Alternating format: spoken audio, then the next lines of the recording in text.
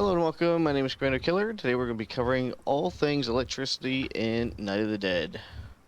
There may be some variations depending on when you watch this video as to the amount of power generated or consumed, or exactly how things work, as there are a few things that are buggy and things that may change over time.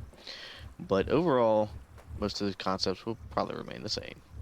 In order to get electricity connected, you'll need a mechanical equipment workbench, found in this category right here. Once you build it, first tab, you need a wire connector. This is basically your tool that you use to connect all your wires to each other. You will also need to go into the second tab and craft electric wires. These currently make 5 electric wires every time you craft one. These are the wires that actually connect between the two modules that you want connected, and you'll use your wire connector tool to do that. So this acts almost like the ammo. These electric wires are consumed per connection. This wire connector is never consumed. And in order to see where all your wires are going, select your wire connector, and you can see all the current connections that are in range. As you can see on the power generators, there's one green square. That's because power never goes into a power generator. Power comes out. Green is power out, and blue is power in. You can see the wires themselves change from green to blue with the flow of electricity. It flows from green into blue. We got 5 blue squares on this battery right here, which is fully charged, and this power is coming from these windmills. Now, I got to go in through gates right now. We'll get into that in a minute. Currently 4 different ways of power generation. If you go into your electric tab and generator tab, if you have extra time and you want to manually power your generators, you can generate 150 power by pedaling the bicycle. You can also use the wind power generator to generate 25 power. It works 24 hours a day, versus solar panel that generates 75 power, but it only works 12 hours a day, so it doesn't work overnight. Or if you have excess fuel, you can always put it into a fuel generator to create 750 power. Now, these windmills and solar panels will occasionally break down, just like this one. All you gotta do is it's not dangerous. It doesn't fall apart, doesn't damage it. Come up here to repair it, and get the windmill moving again, and it's producing power again. All it does is stop producing power. The green lights mean power's coming out. The blue lights means power's going in. If you notice, my power is going into gates. We have AND gates, OR gates, XOR gates. The AND gate means power must go in both sides for power to go through. I'll show you right here. We have an AND gate. In order for power to go through, turn on the light. One switch doesn't work because it needs both. It needs this one and this one. AND gate. Power goes through. If it's missing one, power will not go through. An OR gate can have power from either side. This side or this side. Or both sides. Now this way you may see some bugs. This should work. It's a little bugged right now. So what I'll do is I'll disconnect this wire, and you can see the OR gate does work properly that way when I disconnect the wire. It's currently a bug in the game, but OR gate, left side or right side or both sides, sends power through. XOR gate is exclusive OR gate. Only one side can have power. If both sides have power, it would not go through. Again, this one's a little bugged. But as you can see, I disconnect that side. It's only got power from one side. XOR can only have power from one side. If it has power from both sides, it'll shut off. See it working correctly here.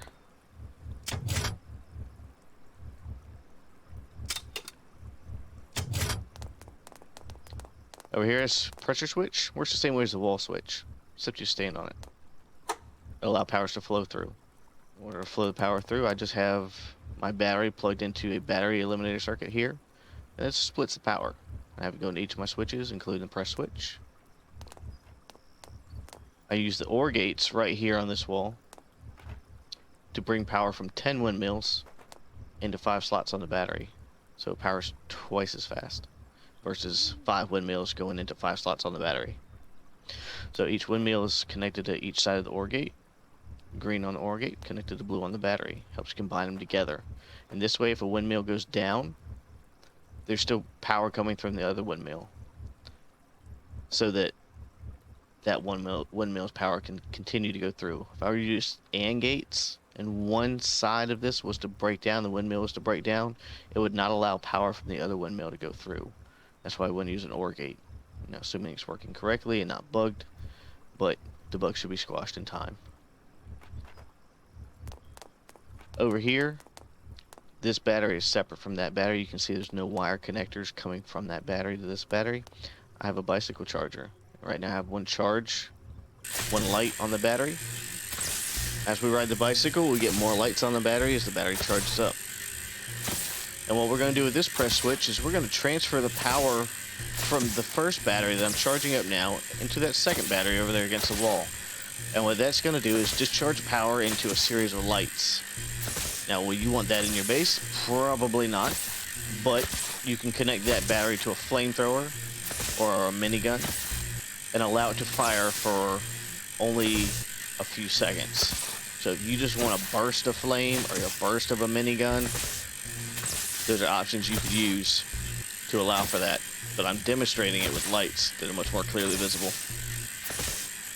Alright, so we have 4 bars on this. As soon as I hit this pressure switch, just for a minute, you can see the one on the battery on the wall had a light come on for a second, and this one's down to 3. It transfers battery power from battery to battery very quickly, and as those lights drain that battery, eventually it'll run out of juice, just like that. So if you have a zombie pop on and off, flamethrower could be on and hitting the zombie, or you could have a minigun firing and then it cuts off. I'll demonstrate what an overload looks like. I have one battery right here that's isolated from the rest. So we're going to connect this. We're going to take it over here. We're going to put it in a switch that cannot handle the power drain. Alright, so if you look at the battery, it has a power limit of 500. Power limit means the flow from one item to another. How much is going through the wire, essentially, at the time. The wire can only take so much strain, just like real life. You can only put so much through a wire at a time before it becomes hazardous. At a power capacity of 25,000, that's the total amount of energy it can hold and the rate at which it charges. Now, as you upgrade these, they can go higher. As you can see with the switch that we're going to put too much power through. It's a standby power of 1. That means it slowly drains power. Our consumption of 1, when it's turned on, it will drain 1 power. Power limit of 500. This means only 500 power can go through this, or else it's going to fry. Now, we can upgrade this, and standby power and power consumption will stay the same at 1. And we'll up the power limit from 500 to 2500. So that means that a total of 2500 can come through the switch and go. Currently, if it goes over 500, the switch is going to fry. What we have here is a trap controller. Standby power 10, power consumption of 10. Power limit 500. That means only 500 can go through. Now this one looks a little bit different than the picture because it's already upgraded. In its upgraded state, 2500 can go through. And we have it connected, green into blue, to one plasma shocker, which is then connected to second plasma shocker, which is then connected to third plasma shocker. Those last two are not connected. Plasma shocker. The standby power of 500. So if it's turned on and waiting for an enemy to walk by, it is consuming 500 power. Power consumption, 2,000. When it is used, it consumes 2,000 power. So, we have an upgraded battery that allows 2,500 from it. We have a not upgraded switch that allows 500 energy through it. To an upgraded trap controller, which allows 2,500 through. And we're about to have 3 plasmas turned on at 500 power consumption each, just for standby. So that's 500, 1,000, 1,500. So 1,500 greater than 500. As soon as I turn this on, we're going to fry that switch over there. I'll show you how to put it out. Alright, so we have too much going through. Plasma shockers are not on, and the switch is fried. And since this is still turned on, it's still going to be pulling power. So guess what happens when we repair the switch? It's still in the on position that you cannot turn. You can't flip it to the off position first. So we're going to repair this back to its 500 limit. It's going to fry again. And it's going to keep frying. And it can catch you on fire just like that. So the trick is when you want to turn off a switch that can't be turned off, actually disconnect it. Then repair it. Deactivate the switch. And you can reconnect. Now we can upgrade the switch, allow all the power flow to come through, and the plasma shockers to turn on. We upgrade it, power comes on immediately. So be careful of that too. Sometimes it's best to disconnect first. Now I can allow power through here or at the trap controller. On trap controller you can set for targets: light zombies, heavy zombies, giants, animals, non-hostile player. That includes you. So be careful going through.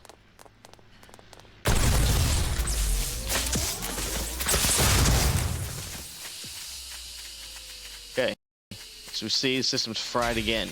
2 different places this time. 3 places. Our battery's shocking over there too. Does that happen because each one requires 2,000 power, and they all went off at the same time. So that's a total of 6,000 power, pushing us over the 2,500 limit. So it is safe to repair because they're not going to be activated right away. But when in doubt, feel free to disconnect your wires first. And we'll go right back up here. As soon as we fix this battery, the plasma shockers come right back on.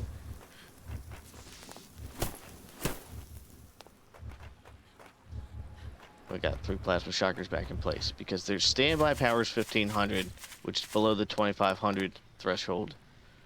But when they all activate at the same time, it's too much power going through. So you need to pay attention to that. If you need multiple switches to turn on one side of the base versus the other side of the base, that may be the way to go. Because if all your traps activate at the same time, because you have horde zombies coming through, you may not have enough power to run all traps at once, and your system may fry mid-horde. It's not what you want. So let's upgrade a trap. I have a series of traps here for the fun of it. You can upgrade a trap with motors, plugs, nails, rope, iron plates, and rebar. Upgrade it. This will look a little bit different. Its uses will change. We have some zombie volunteers just in time. Be used up slightly different than the ones on the other side. So let's take a look at it.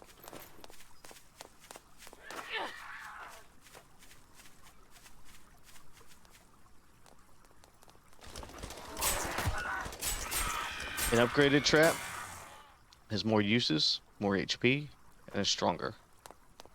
Dishes out more damage. So we can see on the right trap, it was used 3 times, 97 of 100. You can reload with a single branch. Our left trap was also used 3 times, 197 out of 200. Much more uses. Reloads with a cell, or what you may call something like a AA battery type thing. But they can also be permanently powered now, because since the upgrade, we have power in and a power out. So we upgrade this. As you can see, when you upgrade it, right now it requires no power. But once it's upgraded, standby power will be 5, power consumption will be 50 when it's in use, power limit 5,000. So, right now the trap is cell powered, AA battery powered if you want to refer to it that way. It operates off its own independent battery, not your electrical grid. But if you want to make it never run out, you can hook it into your electrical grid, and you'll never have to replace the cell inside. Now, we're a long ways from the battery over there and will not reach all the way. There's a way to get your wires to reach even farther with extension sockets, wall and floor versions. We'll put one here.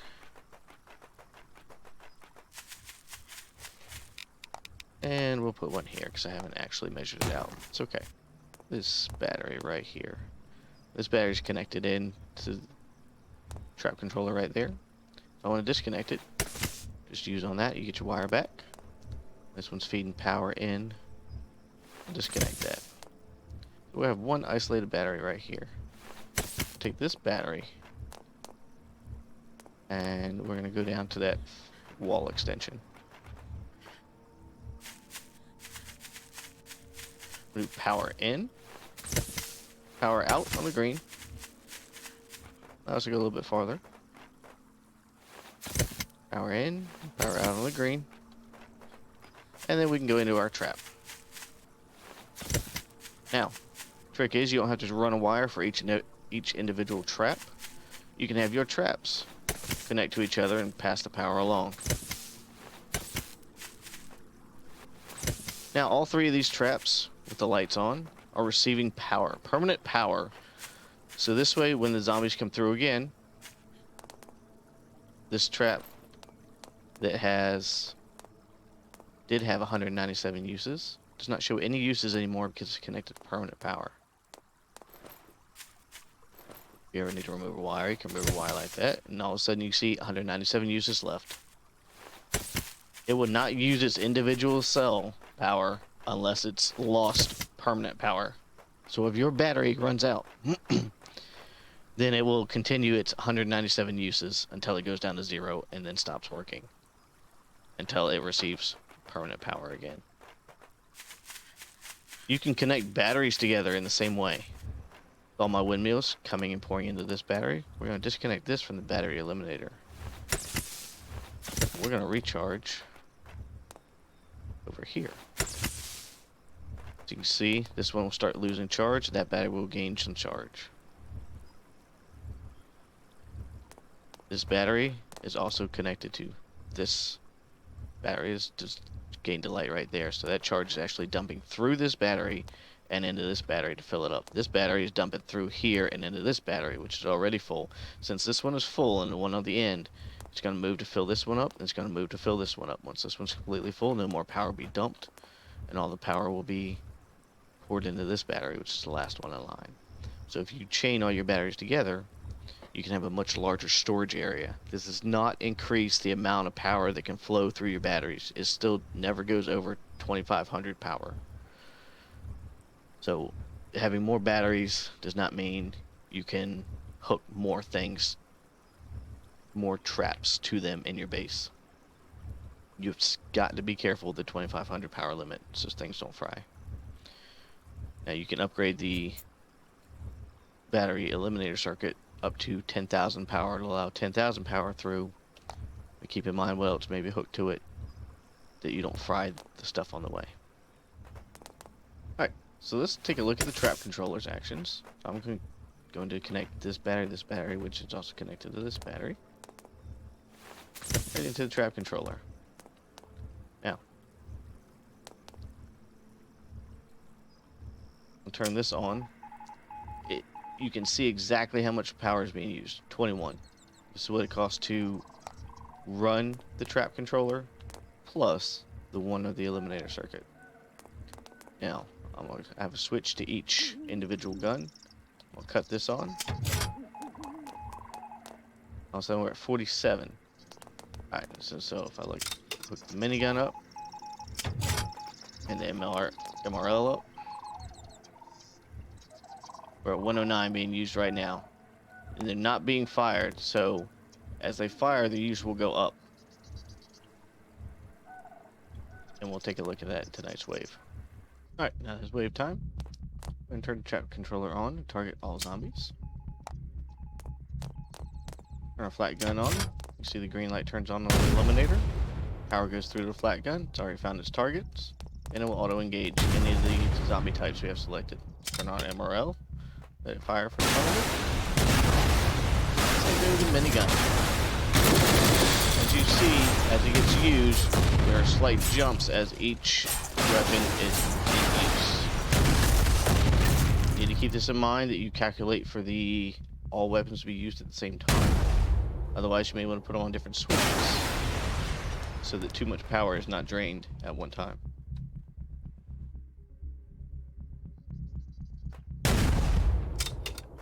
I can turn off the MRL if I need to save some power.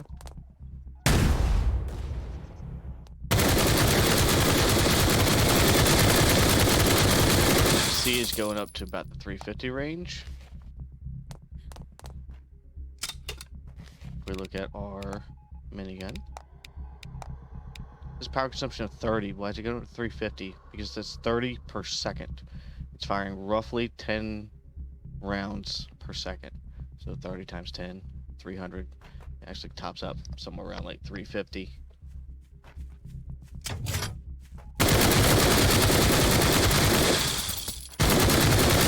Fire about 10 to 12 rounds per minute.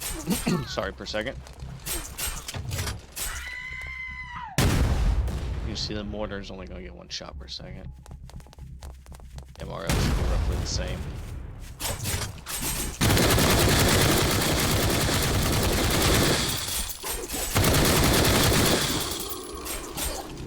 Get somewhere around about 550. Now with those hitting 550, these switches not being upgraded right here, if all these were to be on one switch, the switch would fry when all three fire at the same time. Since we have an upgraded trap controller here that allows 2500 through, it can handle all three. And not to mention that there's one independent switch for each gun, which the minigun can get the highest of around 350 or so, which is lower than 500. The switch allows to go through. As you see, we got no power because I trap controller off. Be careful when you stack switches.